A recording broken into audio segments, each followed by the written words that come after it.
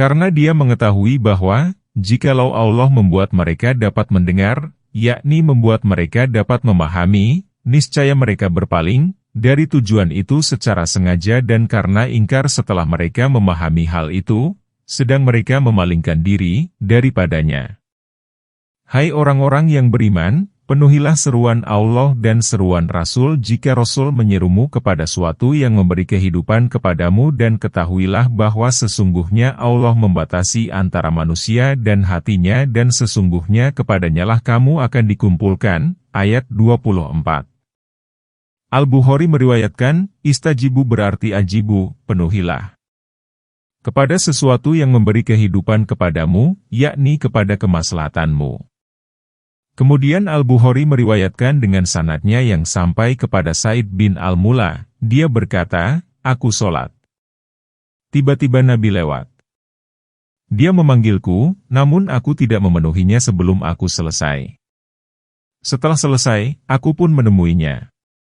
Beliau bersabda, mengapa engkau tidak mendatangiku? Bukankah Allah berfirman, hai orang-orang yang beriman penuhilah seruan Allah dan seruan Rasul jika Rasul menyerumu kepada suatu yang memberi kehidupan kepadamu.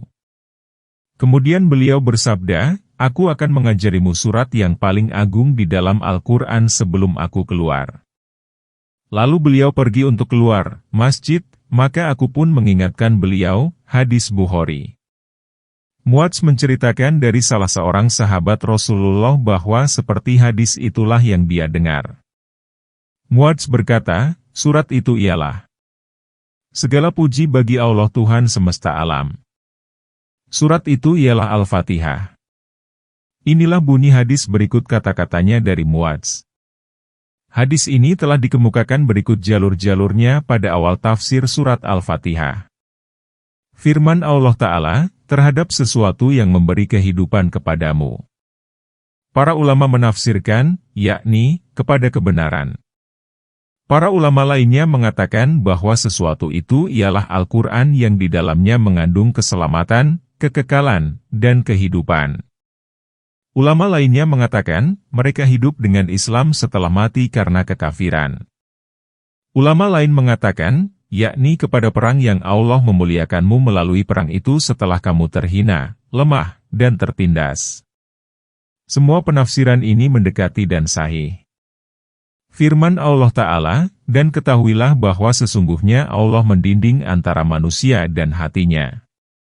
Ibnu Abbas menafsirkannya dengan, Allah mendinding antara orang mukmin dengan kekafiran dan antara orang kafir dengan keimanan. Imam Ahmad meriwayatkan bahwa Anas bin Malik berkata, Nabi banyak mengungkapkan, wahai zat yang membolak-balik kalbu, teguhkanlah kalbuku dalam agamamu. Anas berkata, maka kami bertanya, wahai Rasulullah, kami beriman kepadamu dan kepada apa yang engkau bawa, apakah engkau mengkhawatirkan kami? Beliau bersabda, benar. Kalbu itu berada di antara dua jari di antara jari jemari Allah Ta'ala. Dia membolak-balikannya, hadis Ahmad dan Tirmidzi. Hadis ini diriwayatkan pula oleh Tirmidzi dan menurutnya hadis ini hasan. Imam Ahmad meriwayatkan bahwa Aisyah berkata, ada beberapa doa yang suka diucapkan oleh Rasulullah, wahai zat yang membolak-balik kalbu, teguhkanlah kalbuku di dalam agamamu. Aku berkata, ya Rasulullah, engkau banyak mengucapkan doa ini. Beliau bersabda, kalbu manusia itu berada di antara dua jari dari jemari Allah. Jika dia menghendaki, maka dia membengkokkannya dan apabila dia menghendaki, maka meluruskannya, hadis Ahmad. Imam Ahmad meriwayatkan dari Ibnu Umar bahwa dia mendengar Rasulullah bersabda, sesungguhnya kalbu anak Adam berada di antara dua jari dari jemari Ar-Rahman. Hati seseorang dibolak-balikan menurut kehendaknya. Kemudian Rasulullah bersabda, ya Allah, zat yang memalingkan kalbu, palingkanlah kalbu kami kepada ketaatan kepadamu, hadis Ahmad. Hadis ini hanya dikemukakan oleh Muslim dari Al-Bukhari. Ia diriwayatkan bersama An-Nasai dari hadis Hayawah bin Syarih Al-Mishri. Dan peliharalah dirimu dari fitnah yang tidak hanya menimpa orang-orang yang zalim semata di antara kamu. Dan ketahuilah bahwa Allah amat keras siksanya, ayat 25. Allah Ta'ala menyuruh hamba-hambanya yang beriman agar waspada terhadap ujian dan cobaan yang berlaku merata kepada orang yang jahat dan selainnya. Ujian itu tidak hanya diberlakukan kepada pelaku kemaksiatan dan pelaku dosa langsung, namun meliputi keduanya secara tidak dapat dicegah dan dihilangkan. Ali bin Abi Thalhah meriwayatkan dari Ibnu Abbas ketika menafsirkan ayat ini dengan, Allah menyuruh kaum mukminin agar jangan membiarkan orang munkar di tengah-tengah mereka, maka nanti azab akan meliputi mereka. Penafsiran ini bagus sekali. Sehubungan dengan firman Allah Ta'ala, dan peliharalah dirimu dari fitnah yang tidak hanya menimpa orang-orang yang zalim semata di antara kamu, Mujahid berkata, fitnah itu pun bagi kamu. Ayat itu diturunkan sehubungan dengan para sahabat Rasulullah, dan selainnya. Pendapat yang mengatakan bahwa perintah waspada ini ditujukan kepada para sahabat dan selainnya, walaupun sapaan ditujukan kepada sahabat, maka inilah penafsiran yang benar. Kebenarannya ini didukung oleh sejumlah hadis yang berkenaan dengan perintah waspada dari fitnah. Di antara hadis yang lebih spesifik mengenai hal itu yang dapat dikemukakan di sini ialah hadis yang diriwayatkan oleh Imam Ahmad dari Hudzaifah bin Al-Yaman bahwasanya Rasulullah bersabda, demi zat yang jiwaku berada di tangannya, hendaklah kamu menyuruh kepada kebaikan dan hendaklah melarang dari kemunkaran, atau Allah nyaris mengirimkan kepadamu siksa dari sisinya. Lalu kamu memohon dengan sungguh-sungguh kepadanya, lalu dia tidak memperkenankan doamu. Imam Ahmad meriwayatkan pula dari Hudzaifah, dia berkata, jika ada seseorang menuturkan beberapa kalimat pada zaman Rasulullah sedang dia tidak mengerjakannya, maka jadilah dia seorang munafik. Sungguh aku mendengar sebuah kalimat dari salah seorang di antara kamu pada suatu majelis yang diulang 4 kali.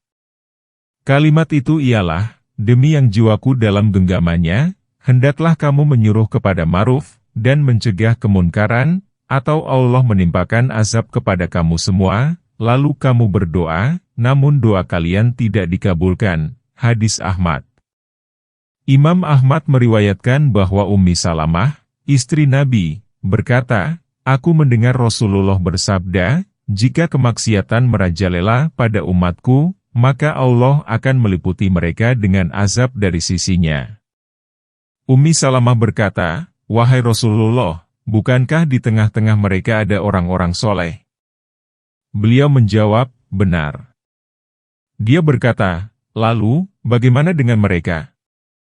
Beliau bersabda, apa yang menimpa halayak menimpa juga atas orang soleh.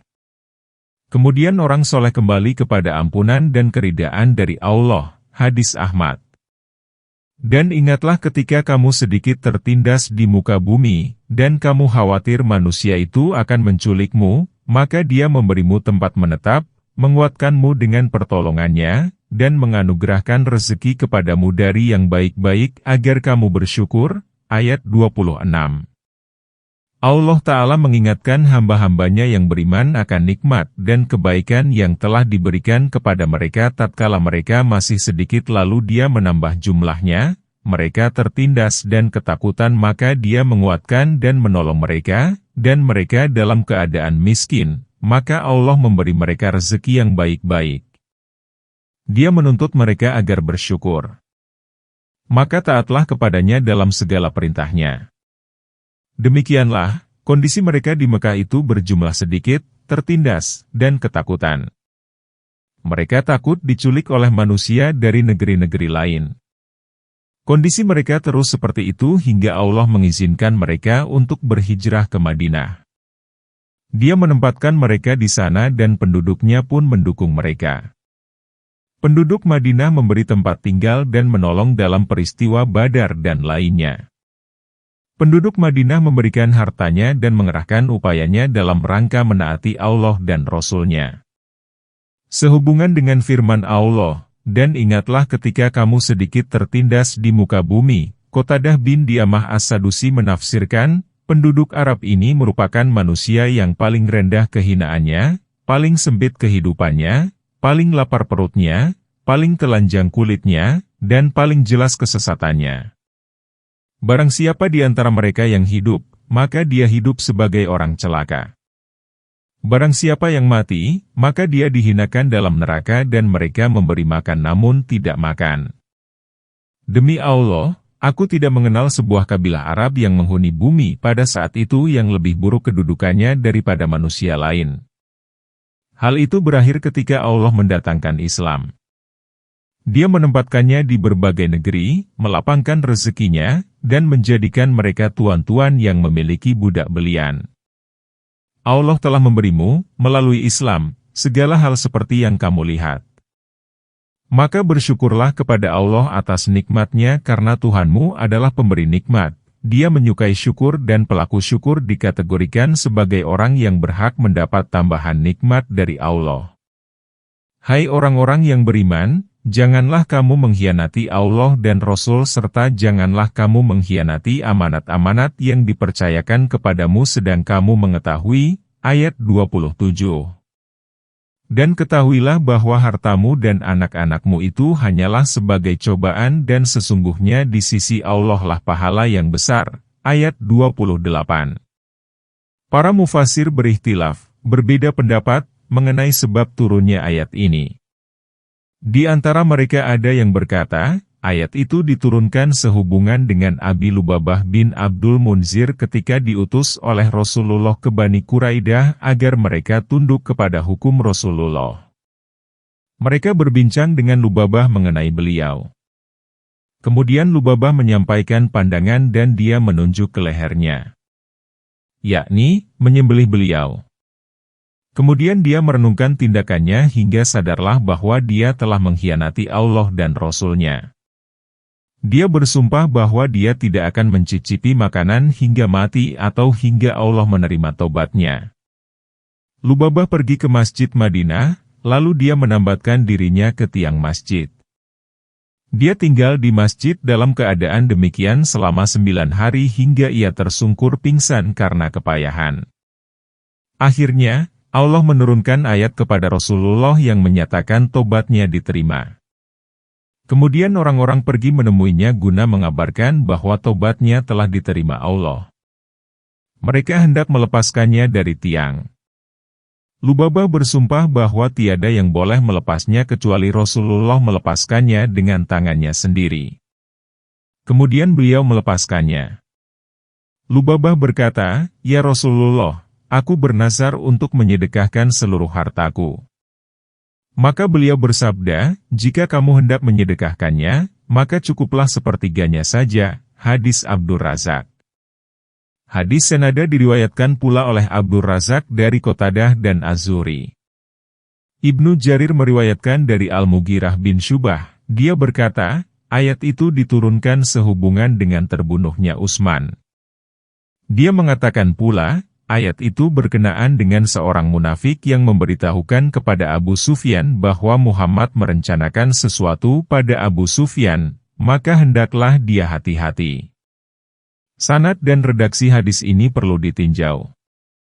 Ada pula pendapat yang mengatakan bahwa ayat itu diturunkan sehubungan dengan Hatib bin Abi Balta'ah tatkala dia menulis surat kepada kaum Quraisy yang memberitahukan rencana Rasulullah atas mereka pada tahun Al-Fath. Kemudian Allah memberitahukan surat itu kepada Rasul-Nya.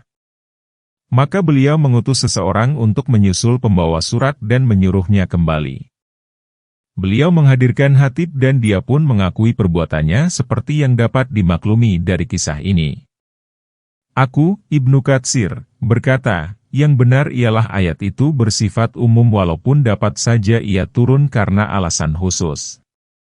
Menurut jumhur ulama, yang dijadikan pegangan ialah keumuman redaksi, bukan kekhususan sebab. Pengkhianatan mencakup dosa kecil dan besar baik kata itu berlaku sebagai transitif maupun intransitif.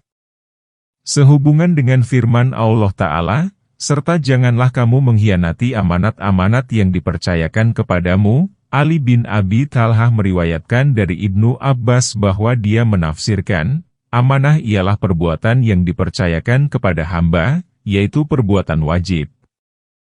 Allah Ta'ala berfirman, janganlah kamu mengkhianati, berarti janganlah kamu mengingkarinya. Dalam riwayat lain Ibnu Abbas mengatakan, janganlah kamu mengkhianati Allah dan Rasul dengan meninggalkan sunnahnya dan melaksanakan maksiat. As-Sadi berkata, jika mereka mengkhianati Allah dan Rasul, berarti mereka mengkhianati amanatnya sendiri. Firman Allah Ta'ala, dan ketahuilah bahwa hartamu dan anak-anakmu itu hanyalah sebagai cobaan, yakni ujian dan cobaan dari Allah Ta'ala bagi kamu, jika hal itu diberikan kepadamu, agar diketahui apakah kamu mensyukurinya dan menaatinya atau kamu melalaikannya. Firman ini seperti ayat, hai orang-orang yang beriman, janganlah harta dan anak-anakmu melalaikanmu dari zikir kepada Allah. Barang siapa yang melakukan hal itu, maka mereka itu adalah orang-orang yang merugi. Firman Allah Ta'ala, dan sesungguhnya di sisi Allah lah pahala yang besar, yakni pahala, pemberian, dan surganya lebih baik bagimu daripada harta dan anak karena dapat saja di antara anak itu menjadi musuh dan kebanyakan mereka tidak berguna sedikit pun bagimu, jika tidak soleh. Allah Ta'ala lah yang mengelola dan menguasai dunia dan akhirat serta kepunyaan Dialah pahala yang besar pada hari kiamat. Demikianlah cinta kepada Allah dan Rasul-Nya harus didahulukan atas cinta kepada harta dan anak. Dalam Sahih diriwayatkan dari Rasulullah, ada 3 perkara. Barang siapa yang memilikinya, maka dia akan merasakan lezatnya keimanan, jika seseorang mencintai Allah dan Rasul-Nya melebihi cintanya kepada selain keduanya, jika seseorang mencintai orang lain hanya karena Allah semata, dan jika seseorang lebih suka dilemparkan ke api daripada harus kembali kepada kekafiran setelah dia diselamatkan oleh Allah daripadanya. Hai orang-orang yang beriman, jika kamu bertakwa kepada Allah, niscaya Dia akan memberikan kepadamu furqan dan menghapuskan segala kesalahanmu dan mengampuni dosamu. Dan Allah mempunyai karunia yang besar, ayat 29. Ibnu Ishaq berkata, furqan ialah pemisah antara benar dan salah. Penafsiran ini umum dan menyeluruh. Ketakwaan itu memastikan diperolehnya jalan keluar, keselamatan, dan pertolongan. Sesungguhnya barang siapa yang bertakwa kepada Allah dengan mengerjakan aneka perintahnya dan meninggalkan aneka larangannya, maka Dia akan memberinya taufik untuk mengetahui kebenaran dari kebatilan. Hal itu menjadi sarana untuk meraih pertolongan dan keselamatan serta pahala yang besar. Ayat di atas seperti firman Allah Ta'ala, hai orang-orang yang beriman, bertakwalah kepada Allah dan berimanlah kepada Rasul-Nya. Niscaya Allah memberikan rahmat-Nya kepadamu 2 bagian, dan menjadikan untukmu 2 cahaya yang dengan cahaya itu kamu dapat berjalan dan Dia mengampuni kamu. Dan Allah Maha Pengampun lagi Maha Penyayang, Surat Al-Hadid, ayat 28. Dan ketika orang-orang kafir memikirkan muslihat agar mereka dapat memenjarakanmu, atau membunuhmu, dan atau mengusirmu, mereka melancarkan makar dan Allah menggagalkannya. Allah adalah sebaik-baiknya pembalas tipu daya, ayat 30. Firman Allah Ta'ala, dan ketika orang-orang kafir memikirkan muslihat agar mereka dapat memenjarakanmu, atau membunuhmu, dan mengusirmu. Tatkala kaum Quraisy tidak berdaya dalam menghadapi dakwah Rasulullah, maka mereka berperkara, berkumpul di Darun Nadwah, dan berseminar.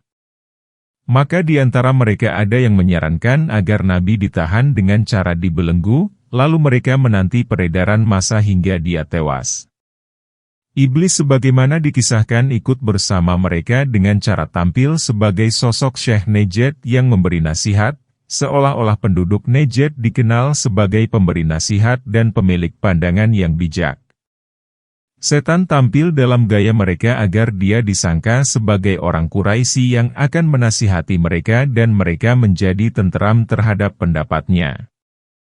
Setelah iblis mendengar saran dari seseorang untuk membelenggu Nabi, maka musuh Allah itu berteriak, yang demikian itu bukanlah pandangan.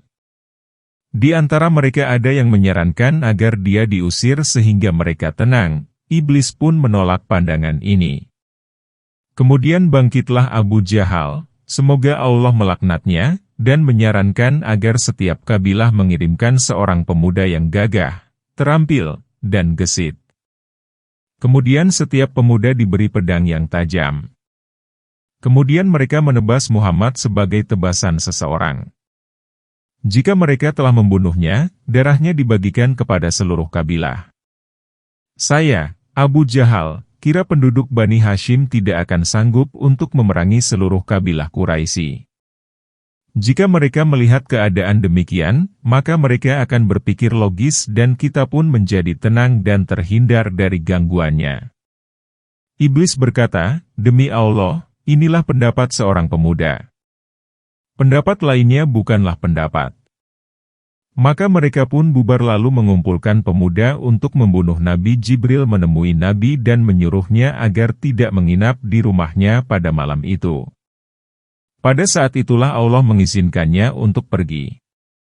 Setelah beliau tiba di Madinah, Allah menurunkan surat Al-Anfal yang mengingatkan kepada Nabi akan nikmatnya yang telah dianugerahkan kepadanya dan ujian yang ada di sisinya, dan ketika orang-orang kafir memikirkan muslihat agar mereka dapat memenjarakanmu, mengusirmu, atau membunuhmu. Mereka melancarkan makar dan Allah menggagalkannya. Allah adalah sebaik-baiknya pembalas tipu daya. Peristiwa itu disebut peristiwa Az-Zahmah, yaitu peristiwa penyatuan pandangan. Diriwayatkan dari Ibnu Ishaq, Rasulullah tetap tinggal hingga Jibril menemuinya. Jibril menyuruhnya agar tidak menginap pada tempat yang biasa digunakannya. Rasulullah memanggil Ali bin Abi Thalib dan menyuruhnya agar tidur di tempat Nabi. Ali berselimutkan selimut Nabi yang hijau. Ali melakukannya. Kemudian Rasulullah berangkat dengan melintasi kaum pemuda yang berada di pintu rumahnya. Beliau pun pergi sambil membawa segenggam tanah. Beliau menaburkannya ke kepala mereka. Allah membuat mata kaum pemuda itu tidak dapat melihat. Beliau menaburkannya sambil membaca Yasin. Demi Al-Quran yang penuh hikmah. Maka kami menutup mata mereka sehingga mereka tidak dapat melihat. Surat Yasin. Ayat 1-9. Sehubungan dengan firman Allah Ta'ala, dan ketika orang-orang kafir memikirkan muslihat kepadamu, Imam Ahmad meriwayatkan dari Ibnu Abbas, dia berkata, Nabi pergi hingga tiba di gua. Kaum musyrikin tetap menjaga Ali yang mereka duga sebagai Rasulullah. Ketika pagi tiba, mereka menyerbu orang yang tertidur. Tatkala mereka melihat Ali, Allah Ta'ala mengembalikan muslihat mereka. Mereka berkata, di mana temanmu? Ali menyatakan tidak tahu. Kemudian mereka menelusuri jejaknya. Ketika mereka sampai di gunung, maka mereka berpencar, lalu naik ke gunung. Mereka melintasi gua, namun Allah membutakan mereka. Nabi tinggal di gua selama 3 malam. Sehubungan dengan firman Allah Ta'ala, mereka melancarkan makar dan Allah menggagalkannya. Allah adalah sebaik-baiknya pembalas tipu daya. Muhammad bin Ishaq meriwayatkan dari Urwah bin Az-Zubair, dia berkata, maka aku menipu mereka dengan muslihatku yang kuat sehingga aku menyelamatkanmu dari mereka. Dan ketika dibacakan kepada mereka ayat-ayat kami, mereka berkata, sesungguhnya kami telah mendengar. Kalau kami menghendaki, niscaya kami dapat membacakan yang seperti ini. Ini tidak lain hanyalah dongeng-dongeng orang terdahulu, ayat 31. Dan ketika mereka berkata, ya Allah jika betul inilah yang benar dari sisimu, maka hujanilah kami dengan batu dari langit, atau datangkanlah kepada kami azab yang pedih, ayat 32. Dan Allah sekali-kali tidak akan mengazab mereka, sedang kamu berada di tengah-tengah mereka. Dan tidaklah akan mengazab mereka, sedang mereka meminta ampun, ayat 33. Allah Ta'ala memberitahukan kekafiran kaum Quraisy, kesombongan, keingkaran, dan pengakuan mereka yang batil ketika mereka mendengar ayat-ayatnya. Jika ayat itu dibacakan kepada mereka, mereka berkata, sesungguhnya kami telah mendengar. Kalau kami menghendaki, niscaya kami dapat membacakan yang seperti ini. Ucapan mereka ini hanya sebagai ucapan tanpa bukti. Jika tidak, mereka sudah bersatu bukan hanya sekali untuk membuat ayat yang serupa dengan Al-Quran. Mereka tidak menemukan caranya. Sesungguhnya hal itu hanyalah tipuan yang menipu dirinya sendiri dan pengikutnya pada kebatilan. Dikatakan bahwa yang mengatakan ucapan di atas adalah An-Nadar bin Al-Harits, semoga Allah melaknatnya, seperti ditegaskan oleh Said bin Jubair, As-Sadi, Ibnu Juraij, dan sebagainya.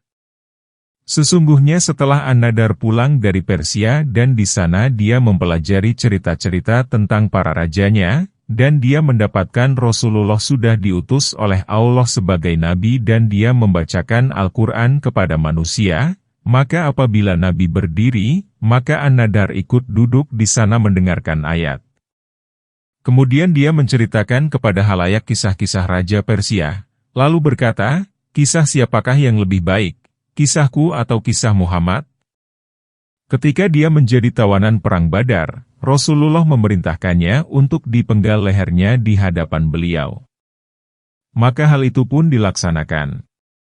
Kepunyaan Allah lah segala puja dan karunia. Orang yang berhasil menangkap An-Nadar ialah Al-Miqdad bin Al-Aswad. Menurut riwayat dari Ibnu Abbas, Ibnu Jubair, As-Sadi, Mujahid, dan Adha, sehubungan dengan An-Nadar itu diturunkanlah ayat. Dan ketika dibacakan kepada mereka ayat-ayat kami, mereka berkata, sesungguhnya kami telah mendengar. Kalau kami menghendaki, niscaya kami dapat membacakan yang seperti ini. Ini tidak lain hanyalah dongeng-dongeng orang terdahulu. Asatirul merupakan jamak dari usturah yang berarti kitab-kitab orang terdahulu yang dikutip oleh An-Nadar. Dia mempelajarinya kemudian menceritakannya kepada halayak. Ini adalah dusta murni. Firman Allah Ta'ala, dan ketika mereka berkata, ya Allah jika betul inilah yang benar dari sisimu, maka hujanilah kami dengan batu dari langit, atau datangkanlah kepada kami azab yang pedih, lahir karena mereka itu demikian bodoh, ingkar, dan mendustakan Al-Quran. Yang sepantasnya mereka katakan ialah, ya Allah, jika Al-Quran ini merupakan kebenaran dari sisimu, maka tunjukkanlah kami kepadanya dan berilah kami taufik untuk mengikutinya. Namun, mereka malah minta keputusan untuk dirinya sendiri, meminta disegerakan azab, dan mendahulukan siksa. Dan Allah sekali-kali tidak akan mengazab mereka, sedang kamu berada di tengah-tengah mereka. Dan tidaklah akan mengazab mereka, sedang mereka meminta ampun. Ibnu Abi Hatim meriwayatkan dari Ibnu Abbas, dia berkata, sesungguhnya Allah memberikan dua keamanan bagi umat ini. Mereka senantiasa terpelihara dan terjaga dari aneka bencana azab selama dua keamanan itu berada di tengah-tengah mereka. Sebuah keamanan dipegang Allah dan sebuah lagi berada padamu, oleh karena itu, Allah tidak mengazab kaum kafir Mekah lantaran Rasulullah dan kaum mukminin yang tertindas berada di tengah-tengah mereka. Setelah Nabi dan umatnya berhijrah, maka dia menyiksanya melalui peristiwa Badar. Penafsiran senada diriwayatkan pula dari Abu Musa al-Asy'ari, Qatadah, Abu al-Ula an-Nahwi al-Mukri. Tirmidzi meriwayatkan dari Ibnu Abi Burdah bin Abi Musa, dari ayahnya, dia berkata, Rasulullah bersabda, Allah menurunkan dua keamanan kepada umatku, dan Allah sekali-kali tidak akan mengazab mereka, sedang kamu berada di tengah-tengah mereka. Dan tidaklah akan mengazab mereka, sedang mereka meminta ampun. Jika aku telah tiada, maka aku meninggalkan untuk mereka istighfar hingga hari kiamat. Hadis Tirmidzi. Riwayat ini didukung pula oleh hadis yang diriwayatkan oleh Imam Ahmad dalam musnadnya dan didukung oleh hadis Hakim dalam mustadraknya, adalah kitab koleksi hadis yang disusun oleh Hakim Al-Naisaburi, dari Ibnu Said yang menceritakan bahwa Rasulullah bersabda, setan berkata, wahai Tuhanku, demi keagunganmu, aku akan senantiasa menyesatkan hamba-hambamu selama hayat mereka di kandung badan. Maka Allah berfirman, demi keagungan dan keperkasaanku, aku akan senantiasa mengampuni mereka selama mereka meminta ampun kepadaku. Hadis Ahmad. Kemudian Al-Hakim mengatakan, sanad hadis ini sahih. Bukhari dan Muslim tidak mengeluarkannya. Mengapa Allah tidak mengazab mereka padahal mereka menghalang-halangi orang dari Masjidil Haram dan mereka bukanlah orang-orang yang berhak menguasainya? Tidaklah menguasainya kecuali orang-orang yang bertakwa, namun kebanyakan mereka tidak mengetahui. Ayat 34. Sembahyang mereka di Baitullah tidak lain kecuali sebagai siulan dan tepuk tangan. Maka rasakanlah azab disebabkan kekafiranmu itu. Ayat 35. Allah Ta'ala memberitahukan bahwa orang-orang kafir itu pantas diazab, namun azab tidaklah ditimpakan kepada mereka berkat keberadaan Rasulullah di tengah-tengah mereka. Oleh karena itu, setelah beliau pergi dari tengah-tengah mereka, Allah menimpakan kepada mereka nestapa pada peristiwa Badar. Allah membunuh sekutu mereka dan menawannya.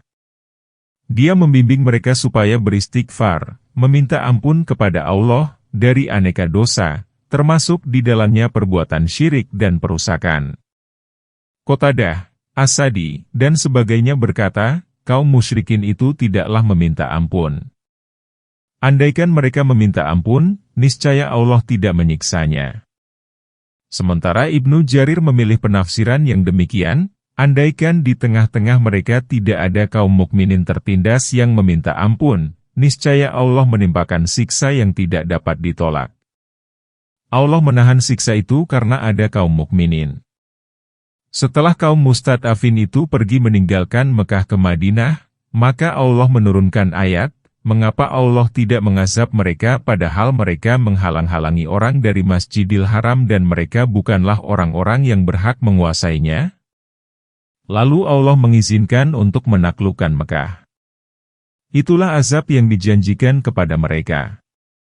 Maksud ayat, mengapa Allah tidak mengazab mereka sedang mereka menghalang-halangi kaum mukminin yang tinggal di Mekah dari Masjidil Haram, untuk mendirikan sholat, dan bertawaf di sana padahal mereka penduduk tanah haram. Oleh karena itu, Allah Ta'ala berfirman, tidaklah menguasainya kecuali orang-orang yang bertakwa. Yakni, sesungguhnya kaum musyrikin itu bukanlah penduduk Masjidil Haram. Yang menjadi penghuni rumahnya ialah Nabi dan para sahabatnya. Ayat ini senada dengan firman Allah Ta'ala, tidaklah pantas orang-orang musyrikin itu memakmurkan masjid-masjid Allah, sedang mereka mengakui bahwa mereka sendiri kafir. Itulah orang-orang yang sia-sia pekerjaannya, dan mereka kekal di dalam neraka.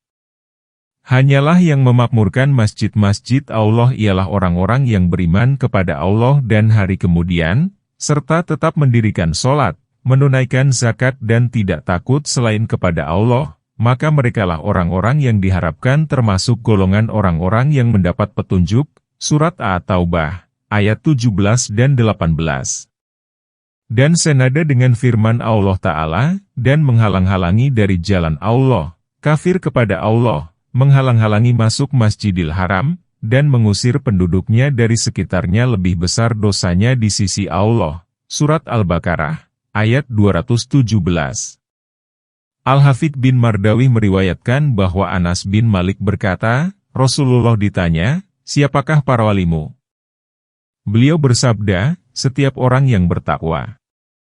Kemudian beliau membaca ayat, tiada lain para walinya itu hanyalah orang-orang yang bertakwa. Kemudian Allah Ta'ala memberitahukan apa yang mereka tekuni di Masjidil Haram dan apa yang mereka kerjakan di sana. Dia berfirman, sembahyang mereka di Baitullah tidak lain kecuali sebagai siulan dan tepuk tangan. Ibnu Abbas berkata, adalah kaum Quraisy bertawaf di Baitullah dengan telanjang, bersiul, dan bertepuk tangan. Akramah berkata, mereka bertawaf pada bagian kiri. Mujahid berkata, mereka melakukan hal itu untuk mengacaukan konsentrasi Nabi yang sedang sholat. Firman Allah Ta'ala, maka rasakanlah azab disebabkan kekafiranmu itu. Azab itu ialah kematian dan ketertawanan dalam peristiwa Badar. Tafsiran ini dipilih oleh Ibnu Jarir. Selain dia, tiada yang menafsirkan demikian. Sesungguhnya orang-orang yang kafir itu menafkahkan harta mereka untuk menghalang-halangi dari jalan Allah. Mereka akan menafkahkan harta itu kemudian menjadi penyesalan bagi mereka dan mereka akan dikalahkan. Dan ke dalam neraka jahanamlah orang-orang kafir itu akan dikumpulkan. Ayat 36. Supaya Allah memisahkan yang buruk dari yang baik dan menjadikan yang buruk itu sebagiannya di atas sebagian yang lain, lalu semuanya ditumpukannya dan dimasukkannya ke dalam neraka jahanam. Mereka itulah orang-orang yang merugi. Ayat 37. Ayat ini diturunkan sehubungan dengan kaum kafir Quraisy yang para bapak, anak, dan saudaranya mendapat azab dalam peristiwa Badar seperti Abdullah bin Abi Rabi'ah, Akramah bin Abi Jahal, dan Safwan bin Umayyah. Mereka berkata kepada Abu Sufyan bin Harb dan kepada orang yang ikut dalam kafilah. Abu Sufyan bersama kafilah perniagaan itu selamat dari kejaran kaum muslimin hingga mereka sampai di Mekah. Peristiwa ini terjadi menjelang Perang Badar. Mereka berkata, "Wahai kaum Quraisy, sesungguhnya Muhammad telah mempermalukanmu dan membunuh kaummu yang terpilih. Maka bantulah kami untuk memeranginya dengan harta itu. Mudah-mudahan kita dapat menuntut balas atas kaum kita yang telah kena bencana." Kemudian mereka mengumpulkan harta.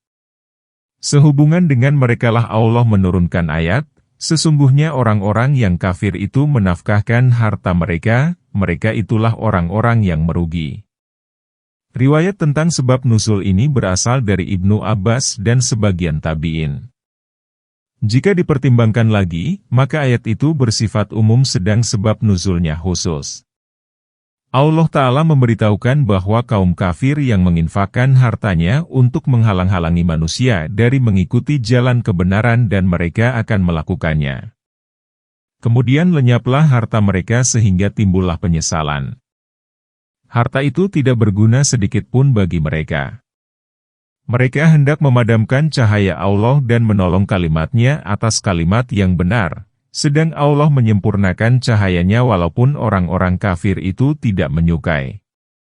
Oleh karena itu, Allah Ta'ala berfirman, mereka akan menafkahkan harta itu kemudian menjadi penyesalan bagi mereka dan mereka akan dikalahkan. Dan ke dalam neraka jahanamlah orang-orang kafir itu akan dikumpulkan. Firman Allah Ta'ala, supaya Allah memisahkan yang buruk dari yang baik, yakni memisahkan kaum yang bahagia dari kaum yang celaka di dunia dan akhirat. Penggalan ini seperti firman Allah Ta'ala, Allah sekali-kali tidak akan membiarkan orang-orang yang beriman dalam keadaan kamu sekarang ini sehingga Dia menyisihkan yang buruk dari yang baik. Dan Allah sekali-kali tidak akan memperlihatkan kepada kamu hal-hal yang gaib. Surat Ali Imran, ayat 179. Dan senada dengan firman Allah Ta'ala, apakah kamu menduga akan masuk surga padahal Allah belum lagi menguji siapa di antara kamu yang berjihad dan siapa yang bersabar? Maksud ayat, sesungguhnya kami mengujimu dengan kaum kafir yang memerangimu dan kami membuat mereka menginfakkan hartanya dan menyerahkannya untuk itu tiada lain kecuali, supaya Allah memisahkan yang buruk dari yang baik dan menjadikan yang buruk itu sebagiannya di atas sebagian yang lain, yakni menghimpunkannya secara bertumpuk-tumpuk dan bersusun-susun. Lalu semuanya ditumpukannya dan dimasukkannya ke dalam neraka jahanam. Mereka itulah orang-orang yang merugi, yakni mereka itulah orang-orang yang merugi di dunia dan akhirat. Katakanlah kepada orang-orang yang kafir, jika mereka berhenti, niscaya Allah mengampuni mereka tentang dosa-dosa mereka yang telah lalu dan jika mereka kembali lagi sesungguhnya telah berlalu sunnah orang-orang terdahulu. Ayat 38. Dan perangilah mereka supaya jangan ada fitnah dan supaya agama itu semata-mata bagi Allah. Jika mereka berhenti, maka sesungguhnya Allah Maha melihat apa yang mereka kerjakan. Ayat 39. Dan jika mereka berpaling, maka ketahuilah bahwa sesungguhnya Allah pelindungmu. Dia adalah sebaik-baik pelindung dan penolong. Ayat 40. Allah Ta'ala berfirman kepada Nabi, katakanlah kepada orang-orang yang kafir, jika mereka berhenti dari kekafiran dan keingkaran yang kamu lakukan, kemudian masuk ke dalam keislaman, ketaatan, dan inabah, niscaya Allah mengampuni mereka tentang dosa-dosa mereka yang telah lalu, berupa kekafiran dan kesalahannya. Sebagaimana hal ini dikatakan di dalam Syahih dari Ibnu Mas'ud bahwasanya Rasulullah bersabda, barang siapa yang bagus dalam menjalankan keislamannya, maka dia tidak akan dituntut lantaran perbuatan yang telah dilakukannya pada masa jahiliyah. Barang siapa yang menjalankan keislamannya dengan buruk, maka ia akan dituntut lantaran perbuatannya pada masa pertama, jahiliyah, maupun masa yang akhir, ketika masuk Islam. Dalam Syahih dikatakan, Islam menghapus perbuatan sebelumnya dan tobat menghapus perbuatan, dosa, yang dilakukan sebelum bertobat.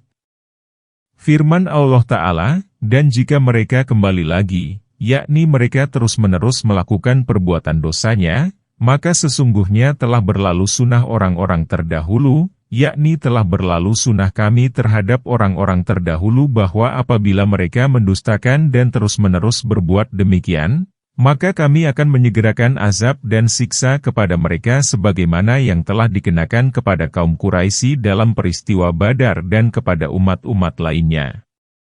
Dan perangilah mereka supaya jangan ada fitnah dan supaya agama itu semata-mata bagi Allah. Al-Bukhari meriwayatkan dari Sa'id bin Jubair, dia berkata, Ibnu Umar mendatangi kami atau memenuhi undangan kami. Sa'id berkata, bagaimana menurut Anda tentang perang fitnah? Dia berkata, tahukah kamu apakah fitnah itu? Adalah Muhammad Rasulullah memerangi kaum musyrikin dan melawan mereka merupakan fitnah, bukan perang melawan penguasa. Diriwayatkan pula dari Nafi, dari Ibnu Umar bahwa seseorang datang lalu berkata, sesungguhnya Allah Ta'ala berfirman, dan perangilah mereka hingga tidak ada lagi fitnah. Ibnu Umar berkata, kami telah melakukannya pada zaman Rasulullah tatkala pemeluk Islam masih sedikit. Adalah seseorang diuji agamanya baik dengan cara dibunuh atau dimintai perjanjian. Kemudian banyaklah pemeluk Islam sehingga tiada lagi fitnah. Abu Wanah meriwayatkan dari Al-Amasi, dari Ibrahim At-Taimi, dari ayahnya, dia berkata, Dzul Batin, yakni Usamah bin Zaid, berkata, aku tidak akan pernah membunuh orang yang mengatakan, tiada Tuhan melainkan Allah.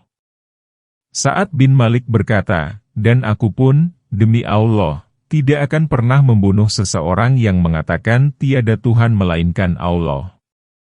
Tiba-tiba seseorang berkata, bukankah Allah berfirman, dan perangilah mereka hingga tiada lagi fitnah dan agama seutuhnya kepunyaan Allah. Maka keduanya, Usamah dan Sa'ad, berkata, sesungguhnya kami telah berperang sehingga tiada lagi fitnah dan agama kepunyaan Allah seutuhnya. Riwayat ini dikemukakan pula oleh Ibnu Mardawi. Ibnu Abbas menafsirkan, yakni, tiada lagi kemusyrikan. Demikian pula penafsiran sejumlah tabi'in. Dalam Syahihain ditegaskan bahwa Rasulullah bersabda, aku diperintahkan untuk memerangi manusia hingga mereka mengatakan, tiada Tuhan melainkan Allah. Jika mereka telah mengatakannya, maka terpeliharalah darah dan harta mereka dariku kecuali menurut alasan yang baik. Perhitungan mereka diserahkan kepada Allah Azza wa Jalla, hadis Bukhari dan Muslim. Firman Allah Ta'ala, jika mereka berhenti dari kekafirannya karena penyeranganmu, maka tahanlah dirimu. Walaupun kamu tidak mengetahui batiniah mereka, maka sesungguhnya Allah Maha melihat apa yang mereka kerjakan. Penggalan ini seperti firman Allah Ta'ala, jika mereka bertobat, mendirikan sholat, dan menunaikan zakat, maka bebaskanlah mereka. Dalam Syahih dikatakan, sesungguhnya Rasulullah pernah berkata kepada Usamah, yaitu tatkala dia mengangkat pedang di atas kepala seseorang, lalu orang itu mengucapkan, tiada Tuhan melainkan Allah, namun Usamah tetap menebaskannya hingga orang itu tewas. Kemudian Usamah melaporkan hal itu kepada Rasulullah. Maka beliau berkata kepada Usamah, mengapa kamu membunuhnya setelah dia mengucapkan, tiada Tuhan melainkan Allah? Apa yang akan kamu lakukan terhadap tiada Tuhan melainkan Allah pada hari kiamat? Usamah berkata, wahai Rasulullah, dia mengucapkannya hanya untuk melindungi diri. Beliau bersabda, "Mengapa tidak kau belah saja dadanya?" Beliau mengucapkan secara berulang-ulang, "Siapakah yang akan membelamu dengan tiada Tuhan melainkan Allah pada hari kiamat?" Usamah berkata, "Hingga aku berharap bahwa aku belum masuk Islam kecuali pada saat itu." Firman Allah Ta'ala, "Dan jika mereka berpaling, maka ketahuilah bahwa sesungguhnya Allah pelindungmu. Dia adalah sebaik-baik pelindung dan penolong." Yakni, jika mereka terus-menerus menyalahimu dan memerangimu, maka ketahuilah sesungguhnya Allah adalah pelindungmu, Tuanmu, dan penolongmu dalam mengalahkan musuh-musuhmu. Dia adalah sebaik-baik pelindung dan penolong. Ketahuilah, apa saja yang kamu peroleh sebagai ghanimah, maka sesungguhnya seperlimanya untuk Allah, Rasul, kerabat, anak-anak yatim, orang-orang miskin, dan ibnu sabil, jika kamu beriman kepada Allah dan kepada apa yang kami turunkan kepada hamba kami pada hari Furqan, yaitu hari bertemunya dua pasukan. Dan Allah Maha Kuasa atas segala sesuatu, ayat 41. Allah Ta'ala menghalalkan ghanimah kepada umat yang mulia ini, tidak kepada umat lainnya. Ghanimah ialah harta yang diperoleh dari kaum kafir dengan memacu kuda dan para penunggangnya. Fai ialah harta yang diperoleh dari kaum kafir bukan dengan cara demikian seperti harta sebagai sarana berdamai, harta yang ditinggalkan mati tanpa ada ahli warisnya, jizyah, pajak, dan sebagainya. Demikianlah pengertian menurut mazhab Imam Syafi'i, baik dari kalangan ulama salaf maupun halaf. Ada pula ulama yang menggunakan istilah fai untuk ghanimah dan sebaliknya. Orang yang membedakan antara makna fai dengan ghanimah mengatakan bahwa ayat, apa saja harta rampasan, fai, yang diberikan Allah kepada Rasul-Nya yang berasal dari penduduk kota-kota maka adalah untuk Allah, untuk Rasul, kaum kerabat, surat Al-Hasyr, ayat 7, diturunkan sehubungan dengan harta fai. Sedangkan ayat ini, ketahuilah apa saja yang kamu peroleh sebagai ghanimah, maka sesungguhnya seperlimanya untuk Allah, untuk Rasul, adalah berkenaan dengan ghanimah. Barang siapa yang menjadikan urusan ghanimah dan fai dengan merujuk pendapat imam yang mengatakan, tidaklah kontradiktif antara surat Al-Hasyr ayat 7 dengan Al-A'raf ayat 41, maka firman Allah Ta'ala, ketahuilah, apa saja yang kamu peroleh sebagai ghanimah, maka sesungguhnya seperlimanya, merupakan penegasan bagi surat Al-Hasyr ayat 7. Yang dibagikan itu baik ghanimah yang sedikit maupun banyak termasuk benang dan jarum. Allah Ta'ala berfirman, barang siapa yang berkhianat dalam urusan rampasan perang itu, maka pada hari kiamat ia akan datang membawa apa yang dikhianatinya itu, surat Ali Imran, ayat 161. Firman Allah Ta'ala, maka sesungguhnya seperlimanya untuk Allah dan Rasul. Para mufassirin berikhtilaf, berbeda pendapat, sehubungan dengan penggalan ini. Penafsiran yang paling sahih ialah yang dikemukakan oleh Ibnu Abbas, adalah apabila Rasulullah mengirimkan suatu pasukan lalu mereka mendapat ghanimah, maka beliau membagi ghanimah menjadi 5. Beliau menjadikan yang seperlima itu ke dalam 5 bagian. Kemudian beliau membaca, ketahuilah apa saja yang kamu peroleh sebagai ghanimah, maka sesungguhnya seperlimanya untuk Allah dan Rasul-Nya.